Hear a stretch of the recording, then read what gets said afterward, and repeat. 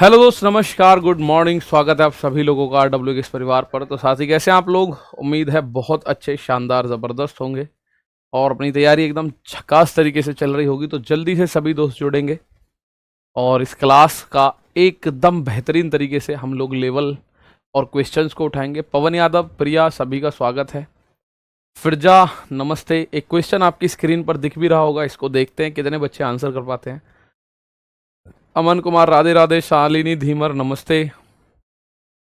पंकज निषाद, सौम्या, मिथुन, अरुण, इंदरपाल, स्वागत है सभी लोगों का आरडब्ल्यू के इस परिवार पर। Good morning, good morning. India जीत गई, इंडिया जीत ही जाती भैया। ठीक है भाई, जल्दी से जुड़ेंगे सभी साथी। जय Bhim, good morning, Radhe Radhe, hello. एक क्वेश्चन आपके स्क्रीन पर दिखाई दे रहा है जो अभी 2024 में एक एग्जाम हुआ 12वें महीने में, यानी लगभग ताजी सा ही क्वेश्चन है। आप इसका एक आंसर देने की कोशिश करो। यदि अजय, अमित और अमर के बीच 214 सेब उनको 1/5, 1/7, 1/6 के रेशियो में वितरित किया जाए तो अमर को कितने सेब मिलेंगे? आप बताओगे सर जी अमर को कितने सेब मिलेंगे? मेरे दोस्त, सबसे पहली बात मैं आपको बताऊं, जब हम रेशियो पढ़ रहे होते हैं तो रेशियो में सबसे बड़ा दुश्मन होता है अपॉन में आई हुई संख्याएं। क्वेश्चन बता रहा हूं, अगर ये इस तरह से लिख रहा है 1/2 और 1/3, तो मैं आपको बता चुका हूं इसको हम लोग क्या लिख सकते हैं।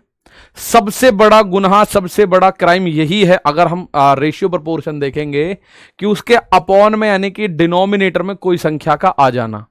कोई संख्या नहीं आनी चाहिए डिनोमिनेटर में। तो इसको हम कैसे खत्म करते हैं? इसको हम लोग ऐसे लिखते हैं, तिरछी गुणा करके। 3 की गुणा 1 में करते हैं 3 एकम 3, और 2 की गुणा 1 में करते हैं 2 एकम 2। तो 1/3 और 1/2 को हम 3/2 भी बोल सकते हैं।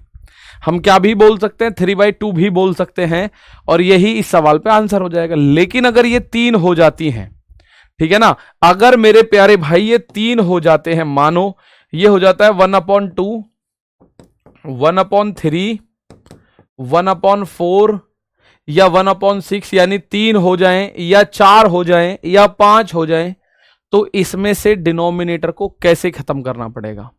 ठीक है ना, चलो इसमें से डिनोमिनेटर को कैसे खत्म करना पड़ेगा, इस बात को देखिएगा, बताइएगा। तो आप बोलोगे सर इस बात को तो अब ऐसा तो नहीं कर सकते कि इसकी तिरछी गुणा तिरछी गुणा करूं। नहीं मेरे भाई, हम ऐसा नहीं कर सकते। तो हमें नीचे जो संख्या डिनोमिनेटर जो है, ये जो डिनोमिनेटर है, डिनोमिनेटर, इसका एलसीएम देखना होता है। डिनोमिनेटर का एलसीएम। हालांकि एलसीएम शब्द का यूज ना करके मैं आप लोगों से बोलूं, एक ऐसी संख्या ढूंढिएगा अपने दिमाग से जो कि 2 से, 3 से, 4 से और 6 तीनों से कटता हो। 2 से भी कटे, 3 से भी कटे, 4 से भी कटे और 6 से भी कटे, तो आपको दिखाई देगी सर 12 ऐसी संख्या है। भाई इनका एलसीएम बोल दो, या 12 ऐसी संख्या है 12, तो आप सभी में ऊपर 12 से गुणा कर दो। 1 में 12 की गुणा, 1 में 12 की गुणा, 1 में 12 की गुणा, तो 1 में अगर 12 की गुणा करोगे तो वो 12 ही बनने वाला है। जो भी आपका एलसीएम आए उसी को आप लोग गुणा कर दो। 2 से 12 को काटोगे 6 बार, 3 से 12 को काटोगे 4 बार, 4 से 12 को काटोगे 3 बार, और 6 से 12 को काटोगे 2 बार, तो 64, 32, यानी 6, 4, 3, 2। ये रेशियो बनेगा इन चारों का। सही रेशियो जो बनेगा 6, 4, 3 और 2। तो हमें करना क्या होता है? बेसिकली एलसीएम की गुणा, जो डिनोमिनेटर है उसके एलसीएम की गुणा ऊपर कर देनी है, बस। ठीक है, अब जैसे यही क्वेश्चन है, सबसे पहले 214 सेबों को तो जाने दो। आप लिखो, एक है बंदा अजय, एक है बंदा अमित और एक है बंदा अमर। इन तीनों को जो मिल रहे हैं सेब 1/5, 1/7, 1/6 के रेशियो में मिल रहे हैं। तो मेरे प्यारे भाई इनका एलसीएम क्या होगा? इनका तो कोई धूम धड़ाक सा एलसीएम निकलेगा। ठीक है, इनका तो कोई धूम धड़ाक सा एलसीएम निकलेगा, और वो निकलेगा किस तरह से? आप बोलोगे 7 और 5 ये दोनों तो अभाज्य संख्या बनेंगी, इनका तो कुछ कॉमन निकलना नहीं। और 7, 5, 6 इनमें कुछ भी कॉमन है क्या? आप बोलोगे कॉमन नहीं है। तो इन तीनों की गुणा कर दो आपस में। 7 पंजे 35, छिक्के 210, 5 गुणा 7 गुणा 6, तो आप कहोगे ये बनेगा 6 सत्ते 42 पंजे 210। और यही इनका एलसीएम हुआ। तो मैं क्या करूंगा, ऊपर 210 की गुणा करूंगा तीनों में, तीनों में 210 की गुणा कर दो। 5 से 210 काटोगे, 5 चौक 20, 5 दूनी 10, 7 तिया 21, 0, 6 तिया 18, 6 पंजे 30। तो इनमें जो रेशियो बटना चाहिए था वो बटना चाहिए था इस हिसाब से 42 30 35, 42 30 35। अब आप एक बात समझने की कोशिश करना, आप बोलो जी मुझे तो ये समझ में नहीं आया कि आपने एलसीएम कैसे ले लिया। मुझे तो ये बात बिल्कुल समझ नहीं आई सर जी कि आपने एलसीएम कैसे ले लिया। तो इसका भी मैं एक पॉइंट बता रहा हूं, ध्यान से सुनना। तो सबसे पहले देखो, इसको 42 हिस्सा, इसको 30 हिस्सा, इसको 35 हिस्सा, कितना हिस्सा टोटल 5 0 2 और 7, ये बना 7। 3 और 3 6, 6 और 4 10, यानी टोटल बन रहा है 107 सेब। अगर 107 सेब होते तो अजय को 42 मिलते, अमित को 30 मिलते और 35 मिलते अमर को। लेकिन सेब 107 नहीं है, सेब है 214 है। सेब है मेरे दोस्त 214 है। तो 107 से 214 तक अगर मुझे जाना है तो 107 में कितने की गुणा करनी पड़ेगी भाई? 107 सेब से 214 तक जाना है तो कितने की गुणा करनी पड़ेगी? आप बोलोगे 2 की। तो अब जिसको पूछ रहा है अमर, तो अमर के में भी 2 की गुणा कर दो। अमर का हिस्सा 35, ये रहा अमर, अमर का हिस्सा 35, तो 35 दूनी, कायदे में अमर के पास 70 सेब पहुंचे। कायदे में अमर के पास 70 सेब पहुंचे। अगर ये पूछता अजय बताओ, तो 42 दूनी 84। अमित पूछता तो 30 दूनी 60। इस तरह से इस सवाल का आंसर आता, इस तरह से इस सवाल का आंसर आता। तो आप इस सवाल को कर सकते हैं, इसका आंसर आएगा 70। क्या आंसर आएगा? तो प्यारे भाई इसका आंसर 70 आएगा। ठीक है, अब आप एक बात और समझ लो। माना मैं इसको कॉपी कर लूं, माना मैं इसको कर लेता हूं कॉपी। मैंने ये कर लिया कॉपी, और मैं कॉपी करने के बाद आप कह रहे हो जी हम पे तो एलसीएम ना निकाला गया, तो 1/5, 1/6, 1/7, 1/6। आप कहो मुझ पे अगर ना निकाला जाए तो कैसे करूंगा मैं? एक बात आपके दिमाग में भी तो आएगी भाई। कुछ बच्चे कह रहे सर आपने 2 की गुणा क्यों करी? ये टोटल आ रहा है 107, 42 30 35 का रेशियो 107, तीनों को जोड़ रहे हैं तो 107 बन रहा है। लेकिन वो कह रहा है उनके बीच 214 सेब हैं। ठीक है, 214 सेब हैं, तो 214 अगर 107 से 214 पर जाना है तो 2 गुना करना पड़ेगा। तो इसलिए मैंने 2 की गुणा करी। ठीक है, एलसीएम कहां से आया? 5 की, 7 की और 6 की गुणा मैंने साफ साफ लिख रखी है, 5 सत्ते 35 छिक्के 210। और ऊपर एलसीएम की गुणा कर देना 210 की, तीनों में ही। 4 हो तो चारों में ही गुणा कर देना। ठीक है, अब आप बोलो जी इसको कुछ और तरीका देखो। एक तरीका ये है, आप इसको यहां लिखना चाहते हो तो इन दोनों की गुणा करो, 7 छिंग 42 लिख दो। अगर यहां कुछ लिखना चाहते हो तो 5 छिंग 30 लिख दो। और यहां कुछ लिखना चाहते हो तो 5 सत्ते 35 लिख दो। हो गया काम अपना। अगर ऊपर एक एक है तो हमें इस बात से कोई दिक्कत नहीं होनी चाहिए।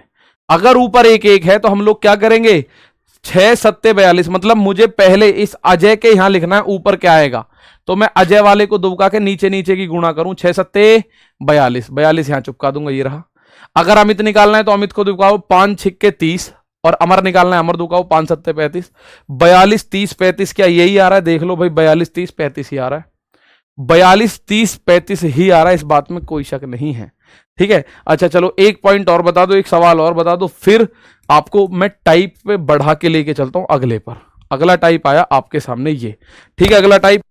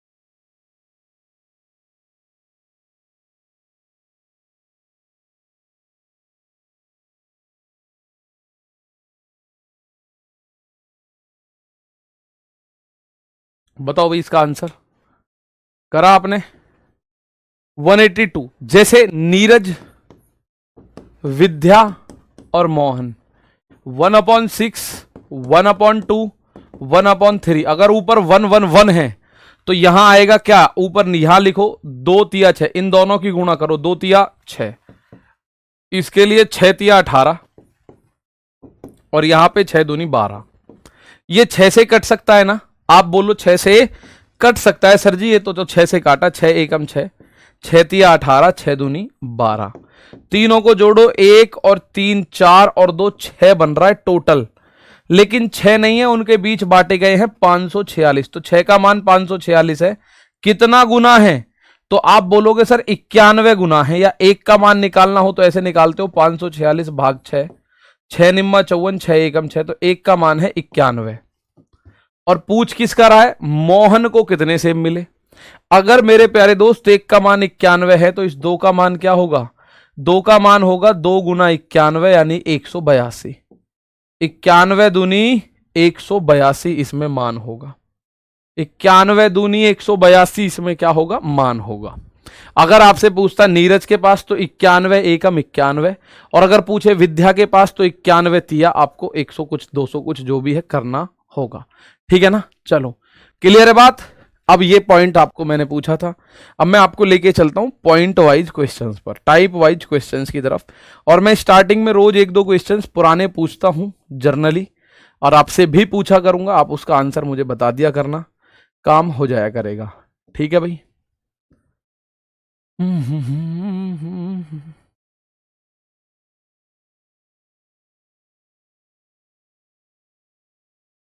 तो एक क्वेश्चन आता है आपके बीच, समानुपात के प्रश्न होते हैं, क्वेश्चन बेस्ड ऑन प्रोपोर्शन।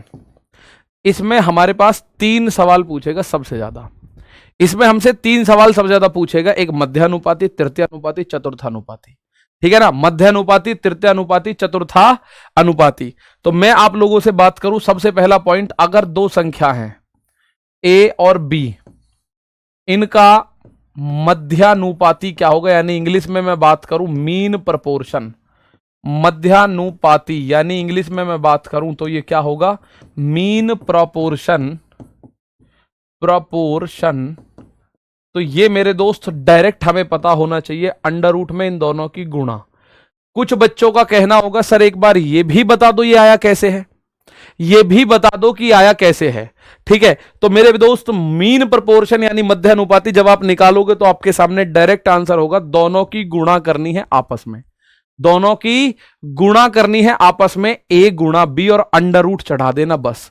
मध्य अनुपाती, मैं माध्य की बात नहीं कर रहा हूं, कुछ बच्चे a+b/2 लिख रहे, वो माध्य होता है, यानी कि उसको आप लोग कह सकते हैं माध्य का मतलब औसत, लेकिन यहां है मध्य अनुपाती। जर्नली क्या होता है, 2 संख्याएं हैं a और b, इनके बीच का अनुपाती बताना है, तो इनके बीच का अनुपाती आप मान लो x, तो बीच में बीचों बीच x है, a और b का मध्य अनुपाती है x, ये बनता है जर्नली ऐसे, 2 मध्य अनुपाती है। ठीक है ना, तो अगर आप ये देखोगे a रेशियो x, मध्य अनुपाती x है भाई, x अपॉन में b, तो x की तिरछी गुणा करोगे x², और ab की तिरछी गुणा करोगे ab, तो मध्य अनुपाती जो हमने x माना था उस x का मान क्या होगा, ये जो 2 है पावर का इधर जाएगा, अंडर रूट में ab होगा, ये 2 जो है पावर का इधर जाएगा, अंडर रूट में ab होगा, तो x का मान होगा अंडर रूट में ab।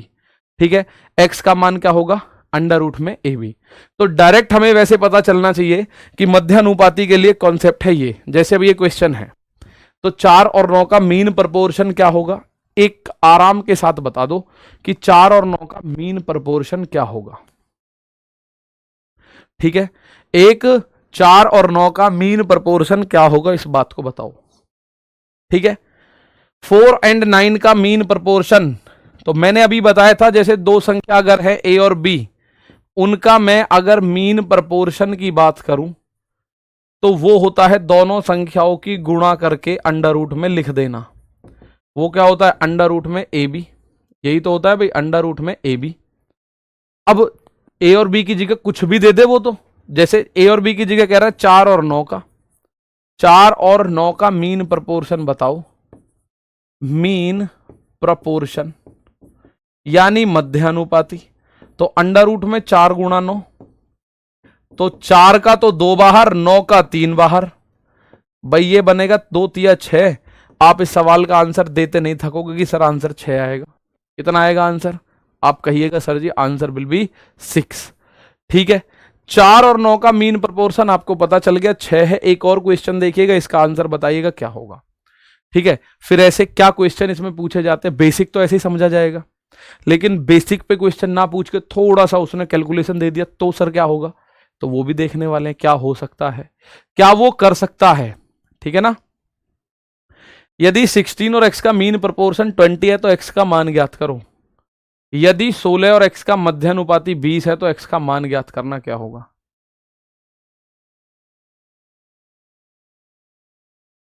यार यदि 3 से 4 संख्या हो या प्लस करके रूट दिया हो तो 3-4 संख्याओं का मध्यानुपाती पूछेगा ही नहीं वो। ठीक है ना, 3-4 संख्याओं का मीन प्रोपोर्शन पूछेगा ही नहीं वो। 16 और x का मीन प्रोपोर्शन, तो 16 और x का मीन प्रोपोर्शन की अगर मैं बात करूं, 16 और x का मीन प्रोपोर्शन क्या होगा, वो होगा अंडर रूट में 16 गुणा x, यानी अंडर रूट में 16x जो है इसका मान आपको दे रखा है 20। भाई ये मान आपको 20 दे रखा है, तो 16 और x का मीन प्रोपोर्शन क्या होगा, अंडर रूट में दोनों की गुणा करके अंडर रूट कर देना बस। तो अब अंडर रूट कैसे हटाऊंगा मैं, दोनों तरफ वर्ग कर दूं, squaring both side, squaring both side, Hindi में बात करें तो दोनों तरफ वर्ग करने पर, दोनों तरफ अगर आप वर्ग करोगे मेरे प्यारे भाई, तो ये बनेगा अंडर रूट में जो 16x है इसकी तरफ भी वर्ग होगा और 20 का भी वर्ग होगा, तो अंडर रूट 16x का वर्ग बनेगा 16x, भाई अंडर रूट खत्म, और ये बनेगा 400। तो x का मान चाहिए आपको 400 और अपॉन में जाएगा 16, 16 दूनी 32 बचा 8, 16 पंजे 80। x का मान 25 बनेगा, x का मान कितना बनेगा 25। x की वैल्यू कितनी बनेगी, आप बोलोगे सर 25 होगी। ठीक है, x की वैल्यू क्या होगी, तो मेरे प्यारे भाई 25 इस सवाल का आंसर। कोई दिक्कत तो नहीं आ रही, मैं बस एक बेस क्लियर कर रहा हूं आपका मध्यानुपाती का। ऐसा क्वेश्चन पूछे तो ठीक, ना पूछे तो ठीक। ठीक है, अगला क्वेश्चन देखो, मध्यानुपाती बताना है आपको, मीन प्रोपोर्शन बताना है। What is the mean proportion of this, मध्यानुपाती। डाउट ग्रुप में डाउट कैसे पूछ सकते हैं, डाउट ग्रुप प्यारे दोस्त केवल शाम को 8 बजे से शुरू होता है और 10 बजे तक चलता है। आपको उसमें कोई डाउट है माना मुझसे, तो आप बोलोगे सर आज की क्लास का ये क्वेश्चन सर 16 रूट 4 होगा ना, 16 का रूट 4 होगा। ठीक है, 16 का रूट हमने 4 कर लिया, अंडर रूट में x तो रह ही गया, अंडर रूट में x तो रह ही गया, तो इसलिए हमने स्क्वायर कर लिया। 16 को 4 से क्या बना बाहर निकालूं मैं अब। ठीक है, चलो भाई एक क्वेश्चन ये रहा। हेलो 12 बजे, ठीक, चलो एक क्वेश्चन ये रहा। अब किसी को ऐसा भी है जिसको ये समझ ही ना आ रहा हो, तो उसको दोबारा ये चीजें देखनी पड़ेंगी, इस सवाल में समझ आ जाएगा। मैं एक बार कह रहा हूं, इनका मध्यानुपाती, दो संख्याओं का मध्यानुपाती क्या होता है भाई, अगर मैं मीन प्रोपोर्शन यानी मध्यानुपाती की बात करूं, अगर मैं मीन प्रोपोर्शन यानी मध्यानुपाती की बात करूं तो 0.04 गुणा 0.36। तो आप इसको ऐसे लिख सकते हो, देखो 0.04 अंडर रूट में 4 जो है ये किसका वर्ग है, आप इसको ऐसे लिख लो, चलो 4 गुणा 36, और 4 अपॉन में 2 जीरो हैं तो 4 अपॉन में 100 कर लो। भाई आप लोग एक बात जानते हैं, जितने दशमलव बाद, जितने अंक बाद दशमलव होता है उतने जीरो हम नीचे या ऊपर लिख के आंसर कर सकते हैं। ठीक है, तो आप लोग बोलोगे सर अब इसमें ये बना हुआ है ऊपर 4, 4 को आप लिख सकते हो 2, 36 को लिख सकते हो 6, और 100 गुणा 100 को 100 लिख सकते हो। भाई 100 गुणा 100 है तो 100 बाहर आ जाएगा। भैया ऐसे ही तो बनेगा, अंडर रूट में 4 गुणा 36 अपॉन में 100 गुणा 100, तो ऊपर से तो 4 में से तो 2 बाहर आ जाएगा। अंडर रूट 4 का मतलब 2 होता है। ठीक है, अंडर रूट 36 का मतलब 6 होता है, और अंडर रूट 100 गुणा 100 का मतलब 100, तो ऊपर बना 12 अपॉन में 100, और जब आप 100 का भाग करोगे तो ऊपर 2 अंक बाद दशमलव चिपक जाएगा जाके, ये बनेगा 0.12। 0.12 इस सवाल का आंसर बनेगा। क्लियर है? 0.12। बहुत बढ़िया। टेलीग्राम पर टैग कैसे करना है? जैसे आपको मुझे टैग करना है तो आप @आकाश सर लिखेंगे, तब मेरे पास मैसेज आएगा। और आप मैथ का कोई भी क्वेश्चन पूछ रहे हो और आपने @आकाश सर नहीं लिखा तो वो मैसेज मुझ तक नहीं आएगा, फिर बीच में रटगट हो जाएगा कहीं। ठीक है? @आकाश सर आप करोगे तो आंसर इसका आप ऐसे ले पाओगे। ठीक है भाई, चलो आगे देखते हैं। तो धीरे धीरे इसको थोड़ा सा बढ़ा रहे हैं। एक और क्वेश्चन। क्लास टाइमिंग 8 बजे कर दीजिए सर। मेरी 8 बजे खुद की क्लास है, 8 बजे है, 9 बजे है, 10 बजे है, और उसके बाद 11 बजे, उसके बाद 1 बजे है, उसके बाद 3 बजे है। ठीक है? फिलहाल यहां समझो, टेलीग्राम की कहानी बाद के 5 मिनट आपके साथ बात करूंगा। एनटीपीसी का पेपर आ गया, कैसे तैयारी करें? 40 सीरीज आज स्टार्ट हो रही है। ठीक है? 11 बजे रीजनिंग की क्लास होगी RW रेलवे एग्जाम चैनल पर, 1 बजे मैथ की, उससे तैयारी कर सकते हैं आप। देखो भाई, ये कह रहा है दो संख्या ए और बी का मध्यानुपाती x है, निम्नलिखित में कौन सा संबंध सही है? ए और बी का मीन प्रपोर्शन, ए और बी का मध्यानुपाती यानी कि मीन प्रपोर्शन क्या दे रखा है? मध्यानुपात दे रखा है x। तो ए और बी का मध्यानुपात तो होता है अंडर रूट में ए बी, इसका मान x के बराबर है। तो अगर मैं दोनों तरफ स्क्वायर कर दूं, दोनों तरफ स्क्वायर कर दूं, ठीक है, दोनों तरफ क्या कर दूं? स्क्वायर कर दूं। ठीक है, दोनों तरफ क्या कर दूं? स्क्वायर कर दूं। तो आप अंडर रूट से स्क्वायर हटाओगे तो ये ए बी, इधर एक्स का स्क्वायर बचा।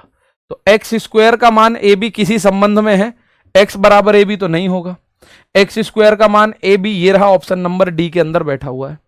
एक्स स्क्वायर ए बी किसके अंदर बैठा हुआ है? तो मेरे प्यारे भाई डी के अंदर। ठीक है ना? चलो, एक्स स्क्वायर का मान क्या लिखा हुआ है? ए बी लिखा हुआ है। तो ऐसे क्वेश्चंस, एक ये रहा, इसके बाद एक क्वेश्चन देखते हैं जो आपके एग्जाम में पूछे जाते हैं, उन क्वेश्चंस की तरफ चलेंगे फटाफट से। जरा इस क्वेश्चन को देखो। तो मध्यानुपाती, ऐसा कोई बच्चा है जिसको मध्यानुपाती समझ ना आया हो? ठीक है ना? चलो, आप मुझे बताओ, ऐसा कोई साथी जिसको मध्यानुपाती समझ ना आया हो? मध्यानुपाती जिसको समझ आ गया थम्स अप करो। लेकिन सर इसमें स्क्वायर कहां से आ गया? दोनों तरफ स्क्वायर कर दिया ना हमने बेटा, दोनों तरफ स्क्वायर करा, दोनों तरफ स्क्वायर कर दिया। स्क्वायरिंग बोथ साइड, जैसे हमने यहां लिखा था ना, स्क्वायरिंग बोथ साइड, दोनों तरफ वर्ग कर सकते हो, कर सकते हैं, क्यूब कर सकते हो, कर सकते हैं। तो मैंने दोनों तरफ वर्ग यहां किया था, मैंने यहां भी दोनों तरफ वर्ग कर दिया। तो वर्ग करने पे ये अंडर रूट से वर्ग खत्म, तो ये ए बी, यहां एक्स पे अंडर रूट नहीं है तो एक्स स्क्वायर। 18 और 8 का मध्यानुपाती बताना है। तो आप बोलोगे 18 8 का मध्यानुपाती क्या बनेगा? भाई अंडर रूट में दोनों की गुणा करनी है आपको।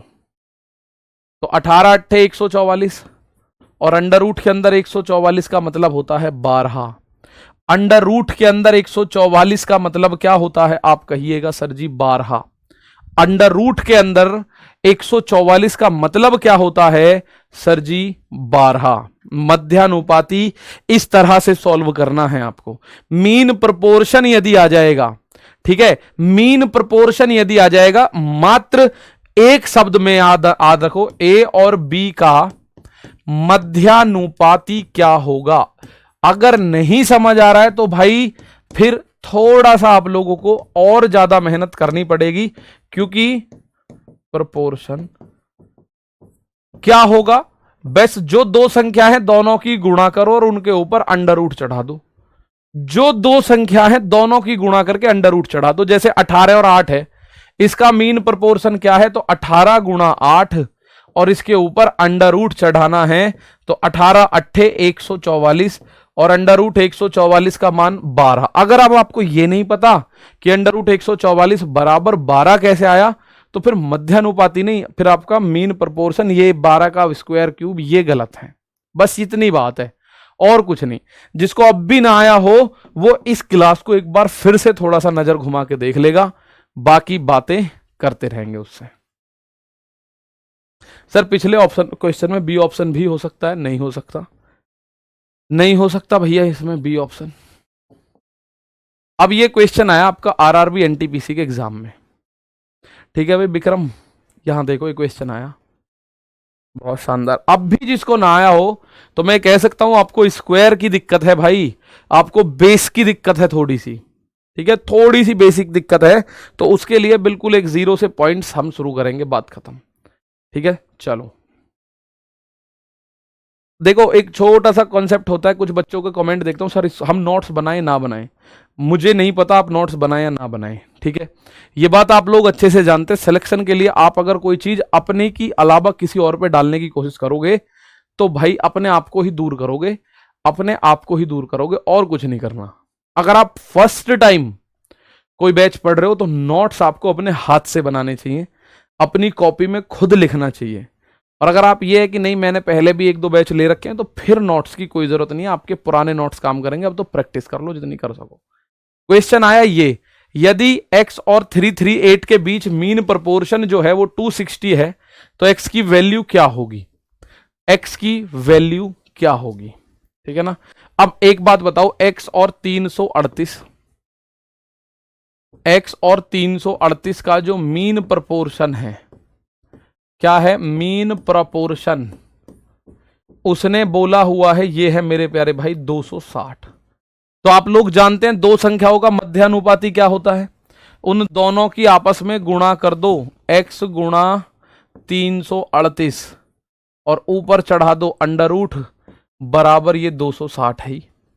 अब अंडर रूट खत्म कैसे करा जा सकता है, दोनों तरफ वर्ग करके, ठीक है, या आप इधर से अंडर रूट हटाओगे तो उधर वर्ग हो जाता है, तो ये बनेगा 338x और उधर बनेगा वर्ग यानी 260 का वर्ग। तो वर्ग का मतलब दो बार लिखना है 260, भाई 260 का वर्ग बनेगा इधर, तो x का मान क्या होगा 260 का वर्ग यानी 260 गुणा 260 और 338 जाएगा नीचे, 338 क्या होगा नीचे भेज दिया जाएगा।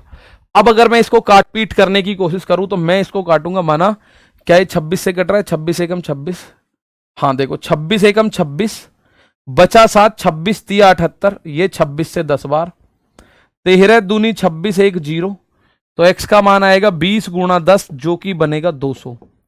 x का मान इसने पूछा है मेरे दोस्त, x का मान क्या आ जाएगा 20 गुणा 10 जो कि बनेगा 200, 20 गुणा 10 यानी जो कि बनेगा 200।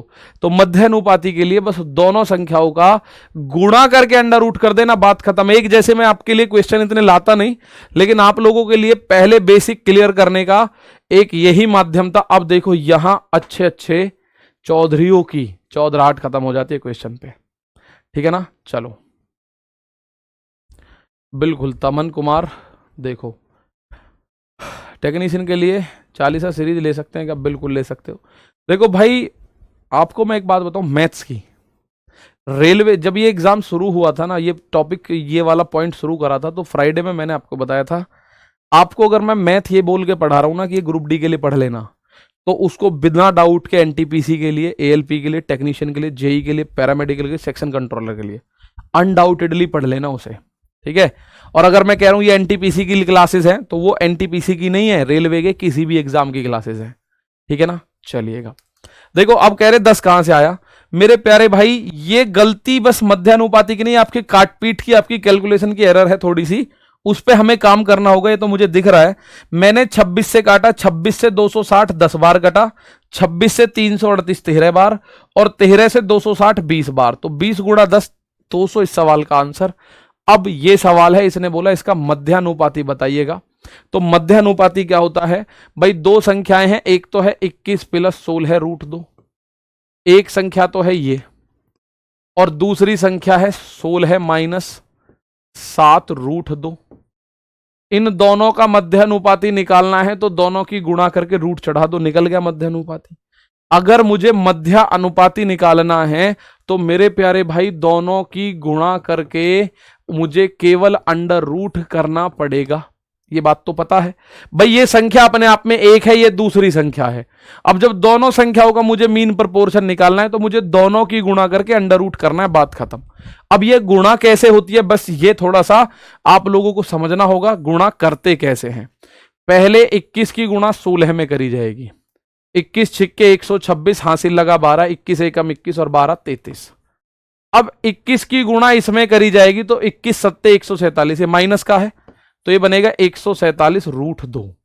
भाई 21 है तो 21 की गुणा इन दोनों में करी जाएगी, तो हमने इन दोनों में गुणा करी। ध्यान से समझना, गुणा समझ में नहीं आएगी तो उस बात को बाद में देखेंगे, मध्य अनुपाती समझ आना चाहिए मेन तो। ठीक है भाई, मैंने एक बार फिर बता रहा हूं, 21 की गुणा पहले 16 में करी तो 21 गुणा 16 बना 336, यहां चिन्ह है माइनस का। 21 की गुणा 7√2 में करी तो 21 सत्ते 147√2, तो √2 ही आ जाएगा। अब आगे बढ़ते हैं, ठीक है ना, आगे बढ़ते हैं।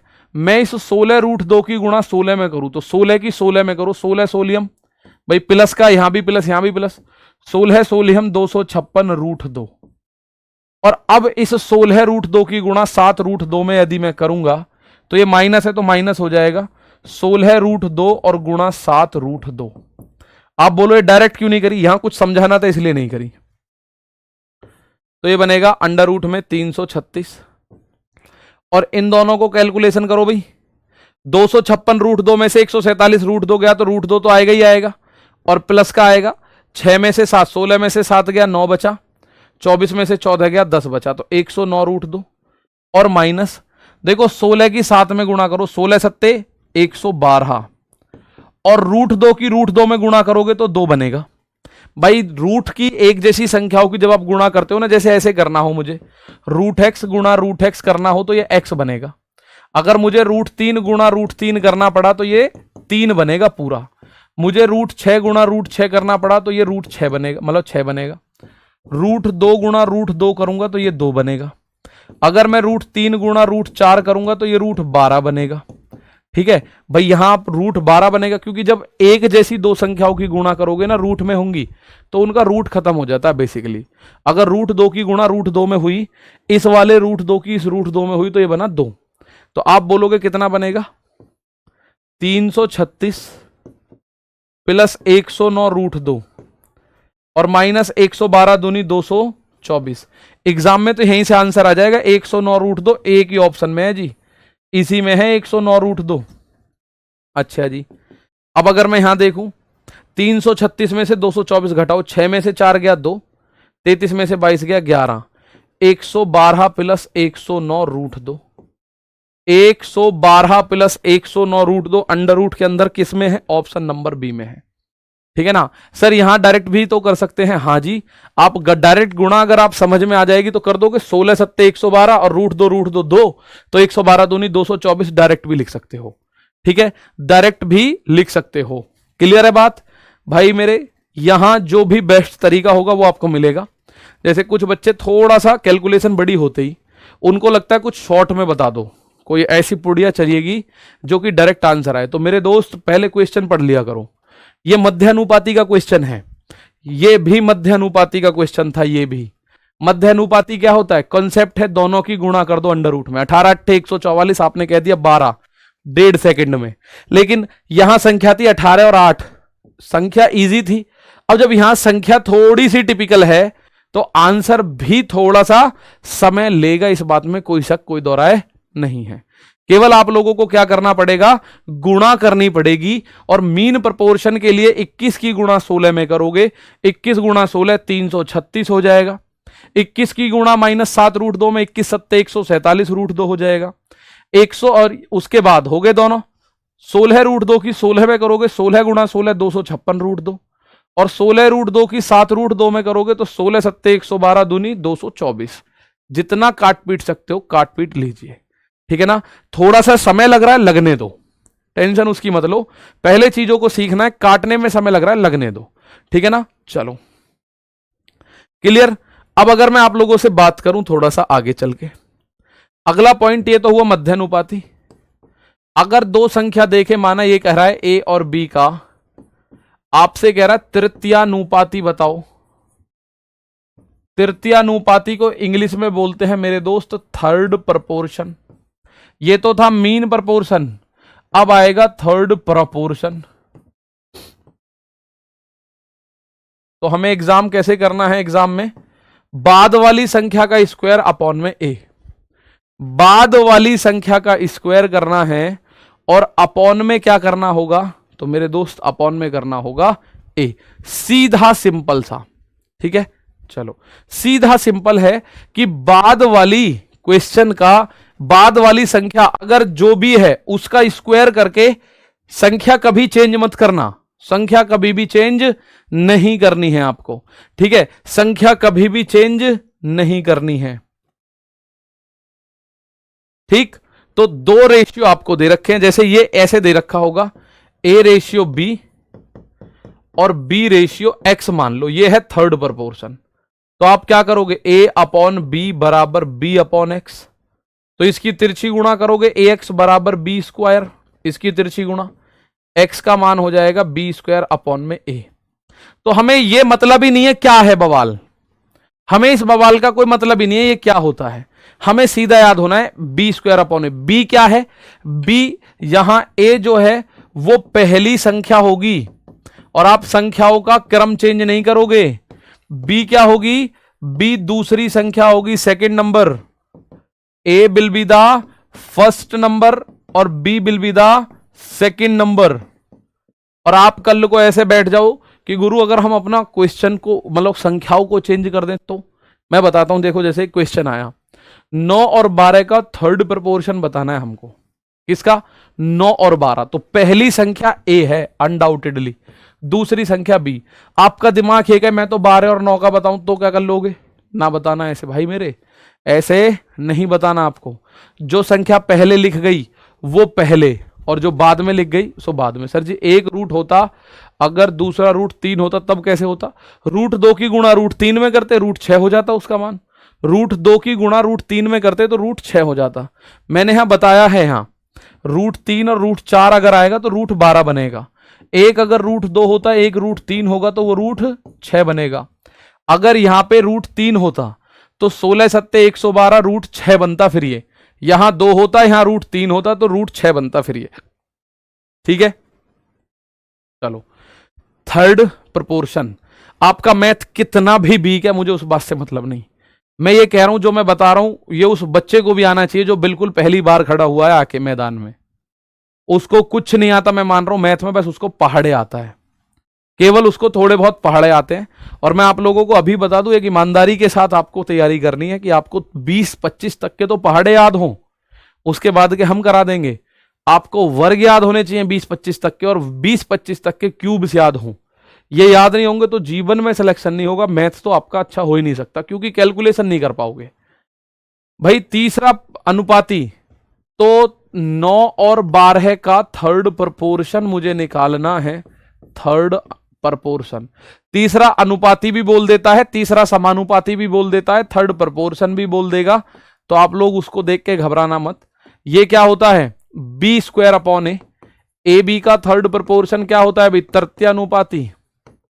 ए बी का थर्ड प्रपोर्शन क्या होता है, तो ये होता है sir B square upon A, यानी बाद की संख्या, तो बाद की संख्या 12 का स्क्वायर अपॉन ए यानी 9, तो आप लिखोगे 12 का स्क्वायर यानी 12 गुणा 12 अपॉन 9, 3 चौक 12, 3 तिया 9, 3 चौक 12, तो क्या बना 4 गुणा 4 बना ऊपर यानी कि 16 है।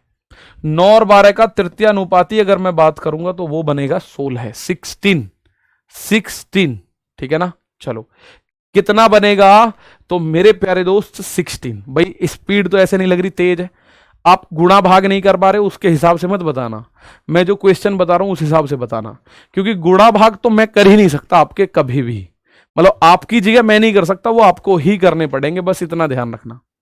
मैं ही क्या कोई नहीं करेगा उनको आपकी जगह, ठीक है। जैसे ऐसे होता है ना, माना मेरे पास लाख माया सही, मेरे पास बहुत पैसा सही, बहुत पैसा, ठीक, और उसके बाद मैं ये कह रहा हूं यार एक आदमी ऐसा रख लूं जो सुबह को मेरी जगह दौड़े, क्योंकि मेरा हो गया माना ओवरवेट, ओवरवेट होने से आप जानते हो कि अब बीमारियां आएंगी शरीर के अंदर, तो मैं एक आदमी ऐसा रख लूं 10-20-50 हजार लाख रुपए का जो मेरी जगह दौड़े, मेरी जगह जिम जाए, मेरी जगह हेल्दी डाइट खाए, मेरी जगह वो टाइम से सोए, तो ऐसा पॉसिबल नहीं हो सकता, चाहे मुझ पे कितना भी पैसा आ जाए, लेकिन अगर मुझे अपना शरीर फिट रखना है तो उसके लिए दौड़ भाग, अच्छा खाना, अच्छी नींद, ठीक है, जिम, ये सब मुझे खुद करने पड़ेंगे, चाहे मुझ पे कितना भी पैसा है। तो मेरे दोस्त वही आप लोग इस बात को समझना कि आपको कोई कितना भी अच्छा पढ़ा दे, अगर आपकी गुणा भाग करने की टेक्निक नहीं है तैयार, आपको गुणा भाग ही नहीं आता, जर्नली काट पीट करना नहीं आता। अगर मैं कल को ये कह रहा हूं कि 8x का मान 24 है और मैं x से 24 3 बार काट के x की वैल्यू 3 रख दूं और आप ये कहो 3 क्या है, तो उस पर मुझे कोई दिक्कत नहीं आनी चाहिए, मेरे ऊपर कोई राड नहीं आएगी। वो गलती आपकी होगी, प्रॉपर आपकी होगी। जैसे ही संख्या 4 और x का तृतीय अनुपाती 36 है, तो भाई 4 और x का ये एग्जाम में हमें नहीं लिखना। थर्ड प्रपोर्शन क्या है 36। एग्जाम में क्या लिखना है हमें, ये नहीं लिखना एग्जाम में, ये तो क्वेश्चन ने दे ही रखा है, मैं इसे लिखूंगा ही क्यों भाई। बस मैं डायरेक्ट लिखूंगा, अच्छा तृतीय अनुपाती होता है बाद की संख्या का स्क्वायर, यानी कि एक्स स्क्वायर अपॉन 4, ये दे रखा है 36। अब आप ये समझ ना पाए कि ये 4 उधर क्यों चला गया, तो उसमें तृतीय अनुपाती का कोई रोल नहीं है। ठीक है भाई, तो x का मान निकालना है, इधर x स्क्वायर है तो इधर जाके स्क्वायर हटेगा तो इधर अंडर रूट जाएगा, और 36 का मतलब होगा 6 और 4 का मतलब 2, तो x का मान होगा 2 छींक के 12 भाई, 6 दूनी 12, value of x will be 12, value of x क्या होगी 12 होगी, वैल्यू ऑफ x क्या होगी तो मेरे दोस्त 12 होगी। ठीक है, तृतीय अनुपाती आप अच्छे से समझ लेना, मध्य अनुपाती में अंडर रूट करके गुणा करते हैं, और भूपेंद्र कुशवाहा जी थर्ड प्रपोर्शन में बी स्क्वायर अपॉन ए करते हैं। इसका तृतीय अनुपाती एग्जाम में आएगा तो मैं सजा के नहीं लिखूंगा, मैं लिखूंगा बाद वाली संख्या का स्क्वायर अपॉन पहली संख्या। अब आपकी खोपड़ी इस बात को कहे गुरुजी मैं संख्या बदल दूं तो, सर मैं 12 18 को 18 12 लिख दूं तो 18 12 का आंसर आएगा। ठीक है, लेकिन अगर 12 18 लिखा हुआ है तो बाद वाली संख्या का स्क्वायर करोगे, अपॉन में पहले वाली संख्या को लिखोगे। तो मैं 6 से काटू इसको, 6 तिया 18, 6 दूनी 12, ये दोनों 6 से कटे, अब 2 से इस 18 को काटो 9 बार, तो 9 तिया 27 इस सवाल का आंसर बनेगा। 9 तिया 27 इस सवाल का आंसर बनेगा। 12 और 18 का तृतीय अनुपाती क्या बनेगा 27, बी स्क्वायर अपॉन ए मेरे दोस्त, बी स्क्वायर अपॉन ए।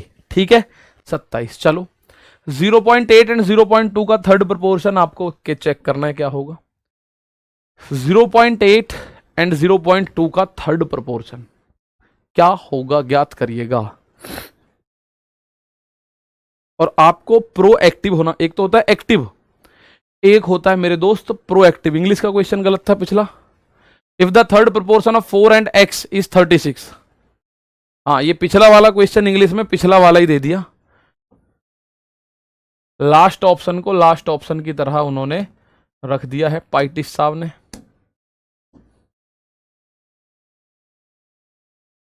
चलो ठीक है, 0.8 और 0.2 का थर्ड प्रोपोर्शन, तो बाद की संख्या का होल स्क्वायर अपॉन पहली संख्या। और अगर मैं यहां देखना शुरू करूं तो ऊपर इस वाली और इस वाली संख्या, कोई सी एक संख्या के साथ कंपैरिजन करूं, तो आप एक बात बोलोगे सर यहां से भी दशमलव हटा दो, यहां से भी हटा दो, तो 2 से 4 2 से 8 4 बार कटा, तो 0.2 अपॉन में 4। 4 का भाग इसमें करोगे तो 0 में ना जाने की 0 दशमलव, इस 2 में ना जाने की भी 0। अब 2 को क्या कर लो 20 कर लो, कोई दिक्कत थोड़ी है, 4 पंजे 20। अगर 0.2 में 4 का भाग करोगे 0.05 इज द आंसर। 0.05 आपको इस सवाल में आंसर देखने को मिलेगा। कितना मिलेगा 0.05। क्लियर है बात भाई, गुणा भाग आपको करनी पड़ेंगी खुद से। बस यहां देखो दो संख्या ए और बी के लिए थर्ड प्रोपोर्शन सी किस प्रकार से व्यक्त किया जा सकता है। दो संख्या आपको दे रखी है मेरे दोस्त ए और बी के लिए, थर्ड प्रोपोर्शन है सी, इसको आप किस तरह से व्यक्त कर सकते हैं जरा आंसर बताओ। ठीक है, ए होगा, डेसिमल में मिस्टेक हो जाती है, डेसिमल मैं आपको पढ़ाऊंगा और बहुत शानदार पढ़ाऊंगा, टेंशन मत लो। डेसिमल यानी कि जो ये है दशमलव, इसको हम लोग सर 0.2 दो बार क्यों लिखा भाई, 2 बार इसलिए लिखा क्योंकि थर्ड प्रोपोर्शन का जो फॉर्मूला है वो है बी स्क्वायर अपॉन ए, तो 0.2 जो है बाद की संख्या उसका स्क्वायर लिखोगे। एक बच्चे ने ऐसा क्वेश्चन पूछा जैसे ए और बी का तृतीय अनुपाती सी है, ए और बी का थर्ड प्रपोर्शन जो दे रखा है, थर्ड प्रपोर्शन जो दे रखा है वो इस सवाल में दे रखा है सी, और जबकि मुझे पता है ए और बी का थर्ड प्रपोर्शन होता है बी स्क्वायर अपॉन ए, इसका मान सी दे रखा है, बी स्क्वायर अपॉन ए, ठीक है, इसका मान दे रखा है सी, तो सी बराबर बी स्क्वायर अपॉन ए, ये रहा ना इस वाले ऑप्शन में, लिखा तो हुआ है सारी कहानी भाई। इसको हम ऐसे भी तो लिख सकते हैं, सी बराबर बी स्क्वायर अपॉन ए, सी बराबर बी स्क्वायर अपॉन ए, इसको आप ऐसे लिख सकते हो। इसी को आप ऐसे भी लिख सकते थे कि बी स्क्वायर अपॉन ए बराबर सी है, तो आप लिख सकते थे बी स्क्वायर बराबर ए सी, या बी का मान अंडर रूट ए सी भी लिखा हो सकता है एग्जाम के ऑप्शंस में, ठीक है, तो ये भी लिखा हुआ हो सकता है, जो भी हो वो देख लेना। यहां पे मुझे ये दिखा तो मैंने इसी को आंसर करा, ठीक है, चलो बहुत बढ़िया। तो इस क्वेश्चन का आंसर आपने किया। एक क्वेश्चन देखो जो 2025 में आपको देखने को मिल रहा है, 9 और 57 का थर्ड प्रोपोर्शन एक्स है, तो एक्स का मान बताओ। देखो मैं आपको अभी बता रहा हूं, एक बच्चे का कमेंट आने शुरू हो चुके हैं कि सर जी ये मतलब कि कब से, सर जी 9 से क्यों काटा 18 को, मैंने 9 से कहां काट दिया 18, 2 से काटा 18 9 बार। एक बच्चा पूछ रहा है सर रेशियो प्रोपोर्शन का टॉपिक कब खत्म हो जाएगा। जिस दिन आपको ऐसा लगे कि एग्जाम, ये आप सर क्लास में खड़े होके कहानी सुनाना शुरू कर चुके हैं या शायरी सुनाते हैं, या सर आप इधर उधर की बातें ज्यादा कर रहे होते हैं, उस दिन आप अगर ऐसी बात पूछोगे तो मुझे भी खुशी होगी कि आप लोग एकदम मतलब सीरियस है। लेकिन आप लोग अभी देखेंगे 4-5 क्लास हुई है, मैंने आपको ना कोई स्टोरी सुनाई होगी, ना कोई शायरी, ना कोई मोटिवेशन, कुछ नहीं, मैं आपको केवल प्योर कंटेंट देने के ऊपर काम करूंगा, और बीच बीच में जो जरूरत की चीजें होंगी वो तो होंगी ही।